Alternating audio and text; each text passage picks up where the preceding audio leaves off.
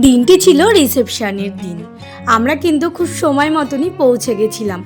না বাড়ি থেকে কিন্তু বেশি দূর নয়, ওই 5 থেকে 6 মিনিট লজেই কিন্তু রিসেপশনটা হচ্ছিল। আমাদের ওয়েলকাম করানোর জন্য কিন্তু প্রত্যেকে সবাই হাতে হাতে একটা করে ফুল দেওয়া হচ্ছিল। বাবানকেও কিন্তু দেওয়া হয়েছে। বাবান ফুলটা নিয়ে কি করেছিল জানো, যে আমাদের জামাই হয় তার হাতে ও দিয়েছিল। সে আবার উল্টে বাবানকে আবার দিল। ওখানে একটু হাসাহাসি হয়েছিল, আমি না দেখলেও মা দেখেছিল। তো আমরা কিন্তু এখানে একটু গল্প করছিলাম। আমি যে কোণে, সে আমার সম্পর্কে কি হয় জানো, ভাগ্নি। আমি কিন্তু সম্পর্কে মামি হই। আর আমার রিসেপশনের লুকটা কেমন লাগছে সবাই একটু কমেন্ট করে জানিও।